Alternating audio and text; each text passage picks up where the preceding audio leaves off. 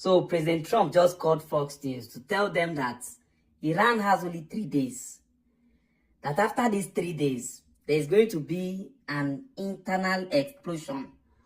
That if it happens, Iran on its own will never recover for the rest of their life. That, in fact, they just have 3 days and that the US will not need to do anything other than what they are doing already. And Iran has also reported that right now they have a serious problem that could lead to Iran collapsing completely.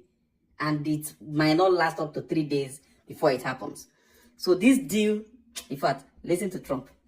But what you're referring to is that when you have, lines of vast amounts of oil pouring through your system, if for any reason that line is closed because you can't continue to put it into containers or ships, which has happened to them, they have no ships because of the blockade. What happens is that line explodes from within, both mechanically and in the earth. Something happens where it just explodes, and they say they only have about 3 days left before that happens. And when it explodes, you can never rebuild it the way it was. In other words, it will always be, if you rebuild it, it's hard to rebuild it all, but it would only be about 50% of what it is right now. So it's a very powerful thing that takes place, sort of having to do with nature.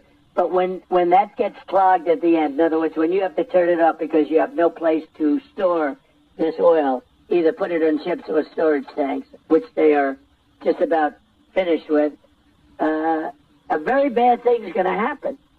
So I think they're under pressure. But if they want to talk, they can come to us or they can call us.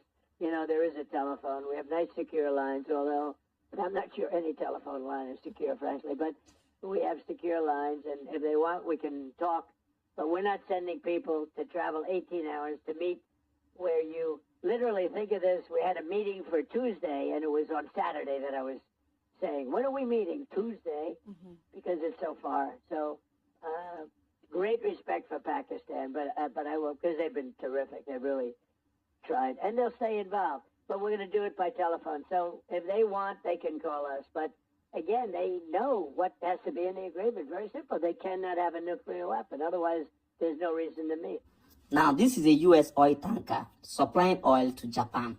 And this is a country that used to get 99% of their oil, or maybe around 90 to 99% from the Middle East.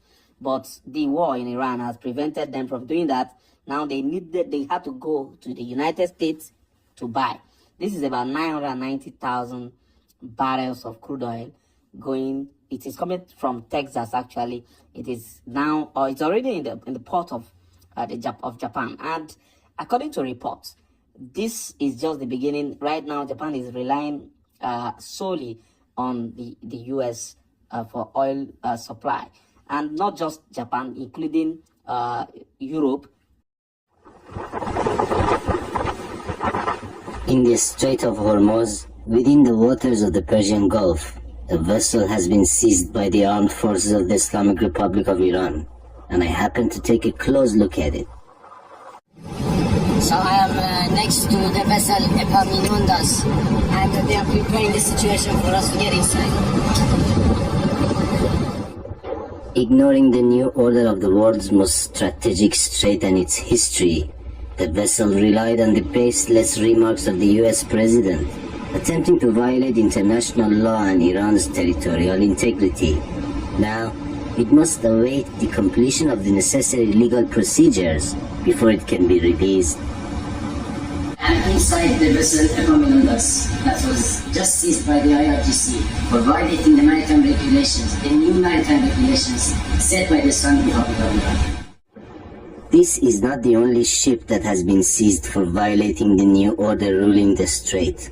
Not far away, another vessel, the MSC Francesca, has also been seized by the naval forces of the Islamic Republic of Iran for the same reason. The question now is how the US president can rescue his country from the predicament he himself created. Can international organizations stand up to America's aggressions? Are they capable of condemning them?